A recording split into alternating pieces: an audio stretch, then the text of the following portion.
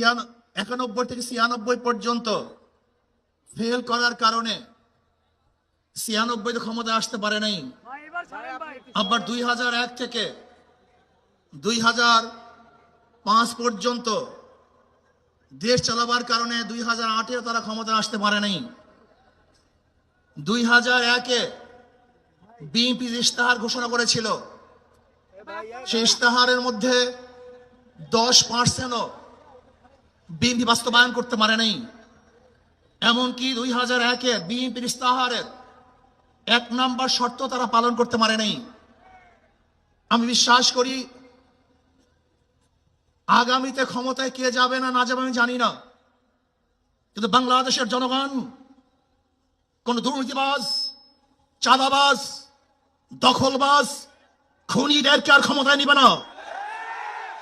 বাংলাদেশের জনগণ রক্ত দিয়েছে, জীবন দিয়েছে বাংলাদেশে চাঁদাবাজি করার জন্য নয়, খুন করার জন্য নয়, দেশকে দখল করার জন্য নয়, দুর্নীতি করার জন্য মানুষ রক্ত দেয়, জীবন দেয় নাই।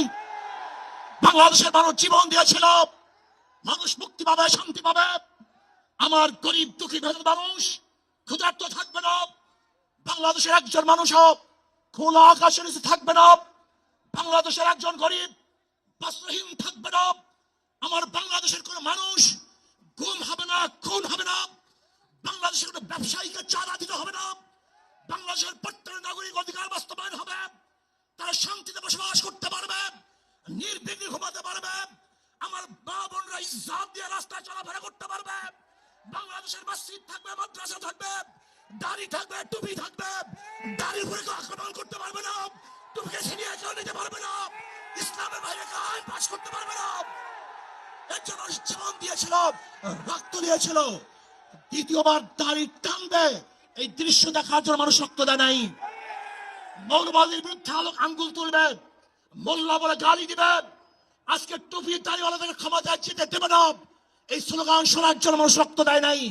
এই দৃশ্য দেখার জন্য বুকের তাজা রক্ত জমিনে ঢেলে দিয়ে মানুষ শাহাদাত বরণ করে নাই, বরং বাংলাদেশের মানুষ শাহাদাত বরণ করেছিল এই জাতিকে মুক্তি দেওয়ার জন্য, কোরআন ও সুন্নাহর আইন বাস্তবায়ন করার জন্য। বাংলাদেশের মানুষ ওই ভারতের গোলামি করার জন্য রক্ত দেয় নাই। বাংলাদেশের মানুষ ভারত আমাদের দেশে কর্তৃত্ব নেতৃত্ব করবে, আমেরিকা আমাদের দেশে কর্তৃত্ব নেতৃত্ব করবে, এর জন্য বাংলাদেশের মানুষ জীবন দেয় না, রক্ত দেয় নাই। বাংলাদেশের মানুষ সাধন, তারা নিজেরা আইন প্রণয়ন করবে, নিজেরা সংসদ পরিচালিত করবে, তারা নিজেদের পায়ে দাঁড়াবে। বাংলাদেশের মানুষ জীবন দিতে পারে, কিন্তু কার গোলামি